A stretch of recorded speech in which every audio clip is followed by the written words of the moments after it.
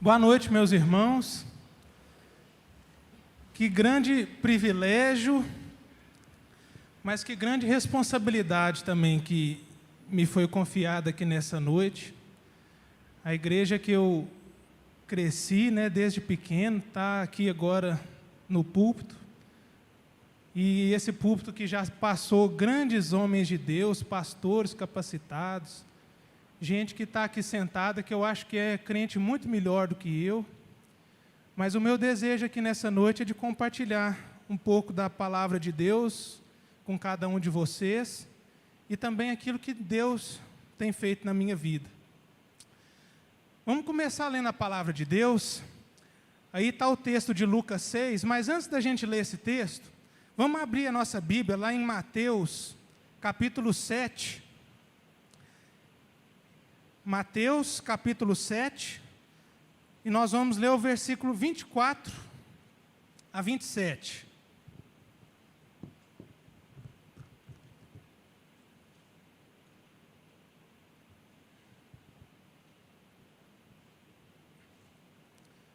Mateus 7, versículo 24 a 27. A palavra do Senhor diz assim: Todo aquele, pois, que ouve estas minhas palavras e as pratica, será comparado a um homem prudente que edificou a sua casa sobre a rocha. E caiu a chuva, transbordaram os rios, sopraram os ventos e deram com ímpeto contra aquela casa, que não caiu, porque fora edificada sobre a rocha. E todo aquele que ouve estas minhas palavras e não as pratica, será comparado a um homem insensato, que edificou a sua casa sobre a areia, e caiu a chuva, transbordaram os rios, sopraram os ventos, e deram com ímpeto contra aquela casa, e ela desabou, sendo grande a sua ruína. Nós vamos ler esse mesmo trecho da palavra do Senhor, só que agora aos olhos de Lucas. E agora a gente entra para o texto que está lá, Lucas capítulo 6, versículo 46 a 49. E eu separei aqui esse texto também de Lucas, porque ele traz algumas coisas muito interessantes para nós. Olha o que a Bíblia diz, versículo 46. Por que me chamais Senhor, Senhor, e não fazeis o que vos mando? Todo aquele que vem a mim e ouve as minhas palavras e as pratica, eu vos mostrarei a que é semelhante. É semelhante a um homem que, edificando uma casa, cavou, abriu profunda vala e lançou os alicerces sobre a rocha. E vindo a enchente, arrojou-se o rio contra aquela casa e não a pôde abalar, por ter sido bem construída. Mas o que ouve e não pratica é semelhante a um homem que edificou uma casa sobre a terra, sem alicerces, e arrojando-se o rio contra ela, logo desabou. E aconteceu que foi grande a ruína daquela casa.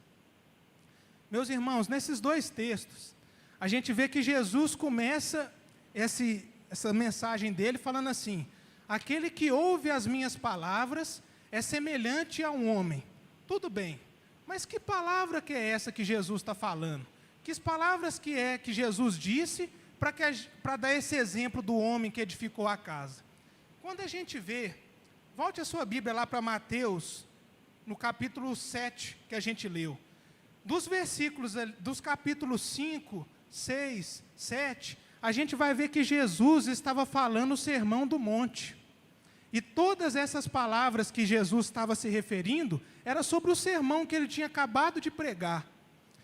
E aí algumas coisas me chamam a atenção nesse sermão do monte, porque a gente vê que Jesus dá muitos conselhos para a nossa vida, dentro desse sermão que ele tinha pregado. Olha para você ver aí, Mateus capítulo 5, versículo 39. Mateus, capítulo 5, versículo 39. Olha o que a Bíblia diz. Eu, porém, vos digo, não resistais ao perverso, mas a qualquer que te ferir na face direita, volta-lhe também a outra. E ao que quer demandar contigo e tirar-te a túnica, deixa-lhe também a capa. Se alguém te obrigar a andar 1 milha, vai com ele 2. Olha que conselho que Jesus havia dado. Vamos passar para o próximo capítulo, capítulo 6, versículo 19. Olha que outro conselho que Jesus dá para a nossa vida. Mateus 6, 19. Não acumuleis para vós outros tesouros sobre a terra, onde a traça e a ferrugem corrói, e onde os ladrões escavam e roubam. Mas ajuntai para vós outros tesouros no céu, onde a traça nem a ferrugem corrói, e onde os ladrões não escavam nem roubam. Porque onde está o teu tesouro, aí estará também o teu coração. Quando eu vejo essas palavras que Jesus diz, eu fico pensando, olha que privilégio, nós estamos falando de Jesus, o Deus verdadeiro, o Criador de todas as coisas. Ele se faz homem e, mais do que isso, Ele ainda deixa conselhos para a nossa vida. Vitor, quando alguém quer fazer algum mal para você, dá outra face. Olha, Vitor, não ajunteis tesouros nessa vida, porque aqui tudo passa, os ladrões roubam, mas ajuntam tesouro no céu. Jesus, sendo Deus, ainda deixa alguns conselhos para nós. E aí, agora que a gente já entendeu quais palavras ele estava falando, a gente fala assim, então eu tenho que guardar essas palavras, e então a gente chega no exemplo do homem prudente, porque Jesus fala que aquele que guarda essas minhas palavras e a pratica, é semelhante ao homem prudente que edificou a sua casa sobre a rocha. Então nós já entendemos que palavra que Jesus estava falando. Só que, vamos voltar para o nosso texto base dessa noite, Lucas capítulo 6, e deixa sua Bíblia aberta nesse capítulo, que nós vamos estar analisando agora aquilo que a Bíblia diz. Lucas capítulo 6. Meus irmãos, quando a gente vê aí o versículo 48 dizendo, é semelhante a um homem que edificando uma casa, cavou e abriu profunda vala e lançou os alicerces sobre a rocha, a gente pode entender algumas coisas sobre a nossa vida. Eu separei aí no multimídia algumas imagens de uma construção, e quando a gente quer construir uma casa, quer fazer uma construção, requer esforço, requer muito trabalho. Quando se vai fazer uma construção de um prédio, tudo começa pela fundação, pela base. Queria pedir, ver se o João consegue projetar aí para nós algumas imagens que estão aí. Essa aí é uma máquina que ela é tão grande que ela chega de carreta na construção.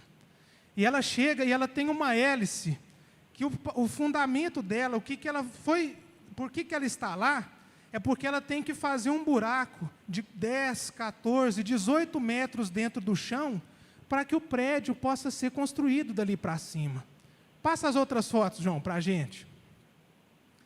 Aí está essa máquina já em pé. Ela tem uma hélice que ela tem que fazer uma perfuração muito grande no solo. E eu separei agora um vídeo dela trabalhando, para vocês entenderem o que eu estou falando. Ela vai perfurando o chão. E toda aquela hélice vai entrando até dar 10 metros, 14 metros. E quando ela sobe, ela já sobe injetando concreto para que o prédio possa estar firme ali dentro daquele buraco. Acontece que algumas vezes ela começa a perfurar e aí ela não consegue descer muito. E aí o operador da máquina grita assim, olha, não consigo descer mais não, deu na pedra. Só consegui descer 4 metros, 5 metros. Os outros buracos eram com 15, 18, mas eu só consegui 4. E aí eles ligam para o engenheiro, e o engenheiro fala assim, deu na pedra? Ótimo, porque agora ele não está só na terra não, ele está fincado dentro do solo, lá num solo rochoso. Não tem problema ter dado pouco tempo, um pouco distância para o chão não, porque ela ficou na pedra. Então, meus irmãos, a gente consegue ter um entendimento melhor daquilo que o versículo 48 diz. É semelhante a um homem que, edificando uma casa, cavou e abriu profunda vala e lançou os alicerces sobre a rocha. Meus irmãos, quando a gente entende o que quer dizer tudo isso, a gente precisa fazer algumas perguntas para a nossa vida. Quão profundo está o nosso relacionamento com Deus? Quão edificada está a nossa casa sobre a rocha que é Jesus? Como está a nossa qualidade da nossa comunhão com Deus? Sabe por que essa pergunta é importante? Porque o versículo 48 não para aí não. Ele continua dizendo, porque veio a enchente, arrojou-se o rio contra aquela casa, mas não a pôde abalar, por ter sido bem construída. Meus irmãos, a Bíblia fala que a gente tem que estar alicerçado na rocha que é Jesus, porque vai vir a chuva, vai vir a enchente, o rio vai aumentar e vai dar com ímpeto contra a nossa casa. É isso que a Bíblia diz. E sabe, meus irmãos, todos nós aqui somos jovens. A gente está conectado ao mundo todo, nos nossos celulares, nas nossas redes sociais, e a gente sabe o quanto que o nosso mundo está perdido. A gente sabe o quanto que está depravado o coração do homem, e que o diabo não está brincando de ser diabo, não.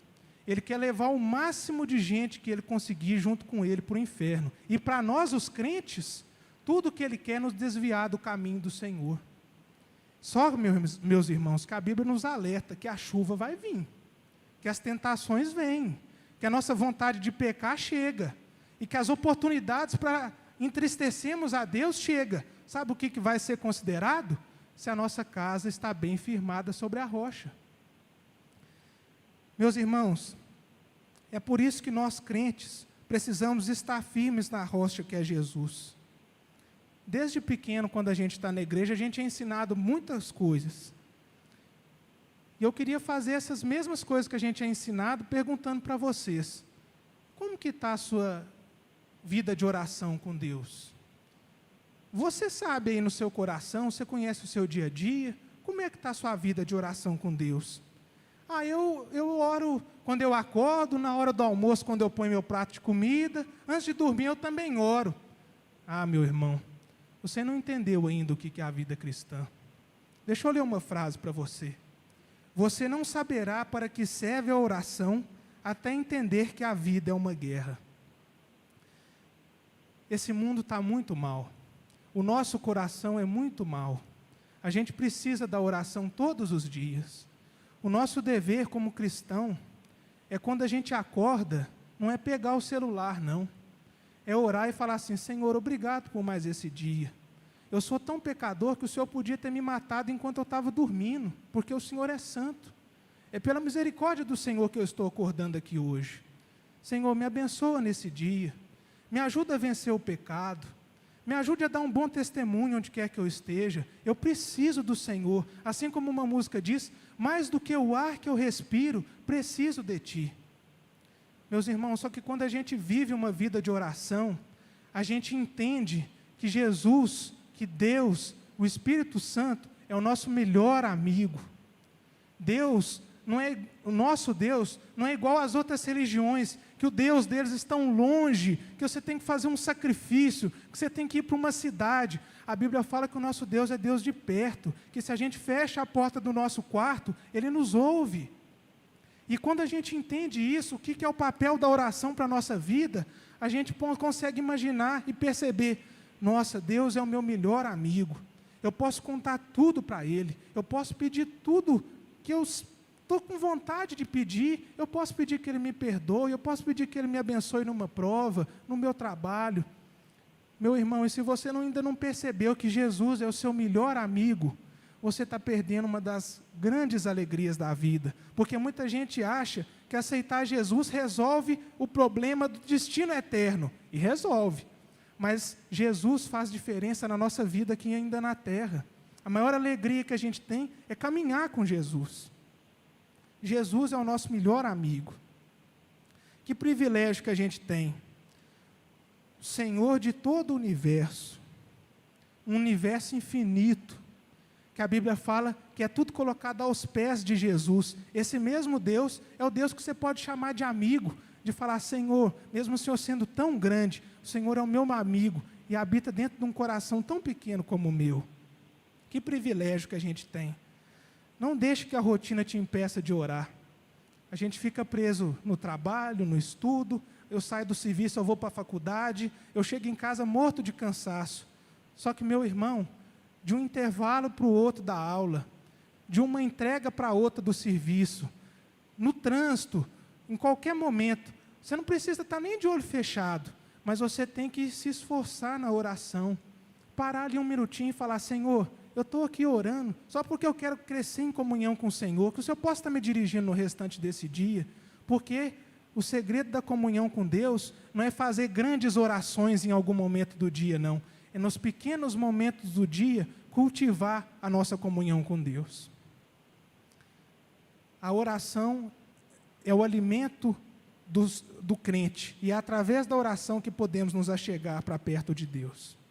Uma outra pergunta que eu queria fazer para você: você está lendo a Bíblia?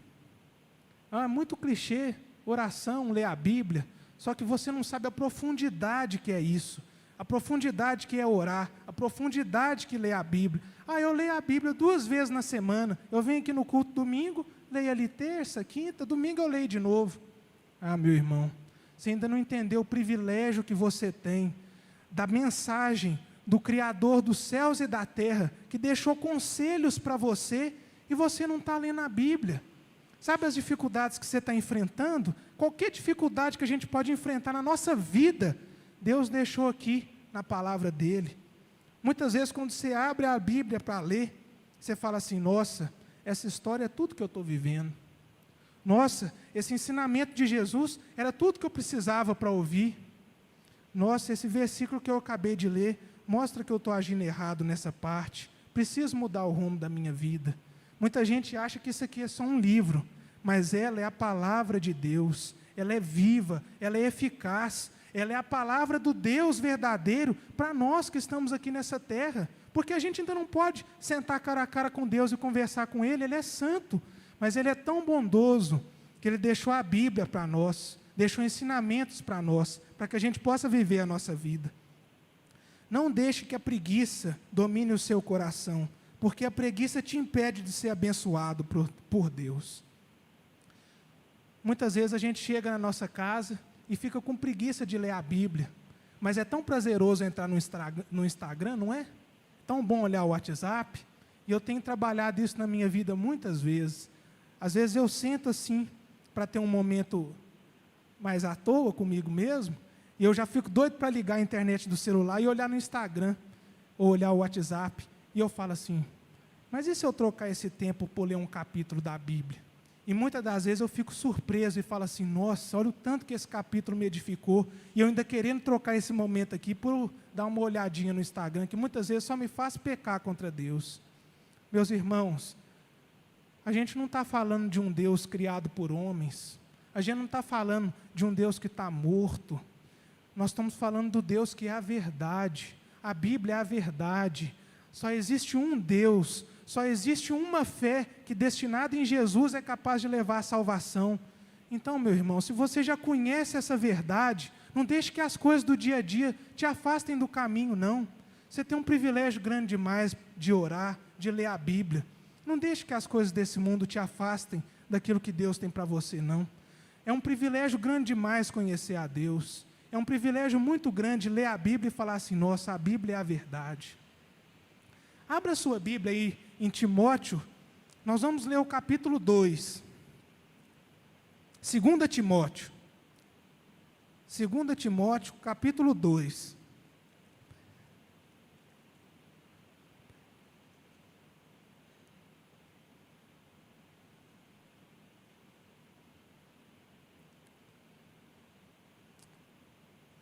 Abra aí na sua Bíblia, a Bíblia vai ser até mais fácil da gente acompanhar.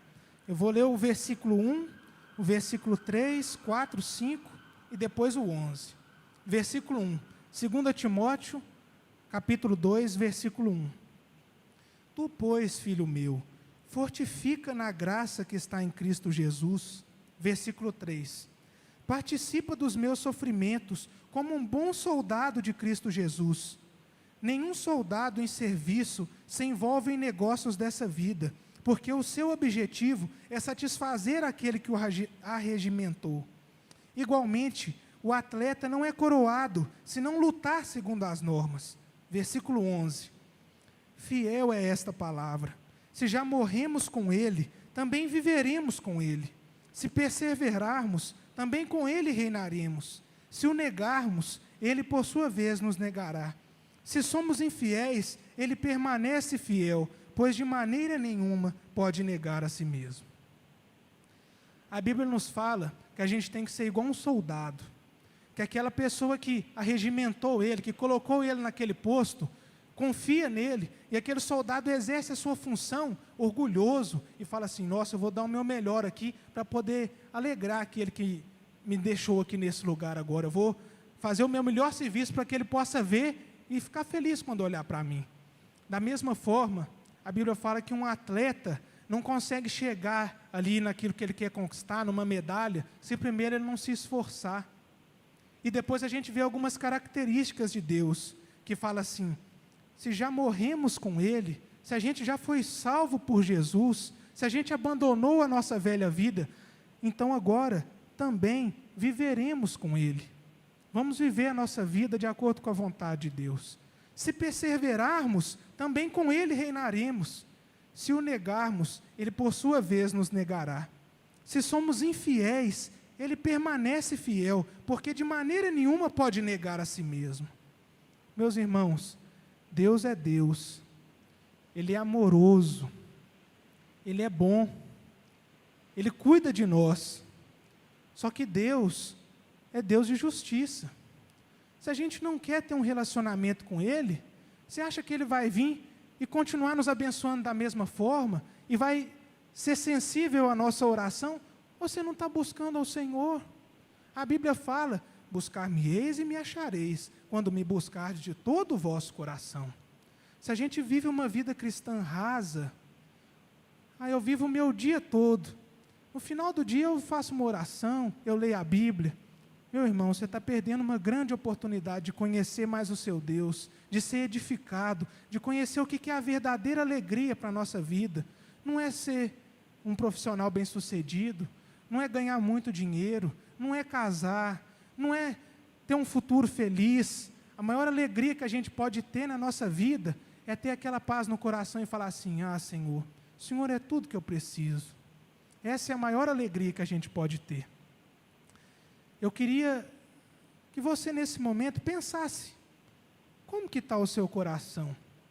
Depois de tudo isso que a gente está falando aqui, lendo, você ouviu o que foi ensinado aqui hoje? Essa pergunta que é o tema da pregação: como que está a sua comunhão com Deus? Você tem orado? Você tem lido a Bíblia? Você tem lido a Bíblia por amor a Jesus mesmo? Ou só para bater aquele cartão para falar assim: ah não, hoje eu li, está feito? Como que está sendo o seu relacionamento com Deus? Deixa eu te falar uma coisa: ou o pecado vai te fazer abandonar a comunhão com Deus, ou a comunhão com Deus vai te fazer abandonar o pecado. Uma das duas coisas tem que acontecer. Aí a gente lembra daquilo que a gente leu no nosso texto base: aquele que ouve as minhas palavras, guarda e as pratica, é semelhante a um homem que edificou a sua casa sobre a rocha, e veio a chuva, veio a enchente, veio o vento, e bateu com ímpeto contra aquela casa, mas ela permaneceu firme, porque estava firmada sobre a rocha. Ou o homem insensato, que ouviu a palavra, mas que não guardou, que não pôs em prática, e aí ficou sendo semelhante ao homem que edificou a casa sobre a areia, e veio a chuva, bateu o vento, veio a enchente, e a Bíblia fala que foi grande a queda daquela casa. Então, meu irmão, você sabe aquilo que a Bíblia diz, você conhece a Jesus. Qual que é a sua escolha? Ser o homem prudente ou ser o homem insensato? A Bíblia fala: tudo que o homem plantar, certamente ceifará. Não existe alegria maior do que a alegria de estar em comunhão com Jesus. Você sabe como que está o seu coração. Essa mensagem foi muito mais para mim do que para cada um de vocês que está aqui. Mas essa é a nossa realidade de crentes no Senhor. Eu queria convidar você para abaixar a sua cabeça e para que juntos a gente possa orar a Deus.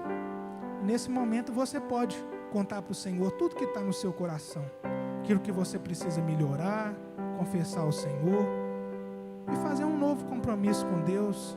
Senhor, me ajude a ser melhor, me ajude a ser um crente mais fiel. Quando eu for ler a Bíblia, Senhor, me ilumina para que eu possa entender aquilo que a sua palavra quer dizer para mim, porque a gente serve a um Deus de verdade, o Deus vivo.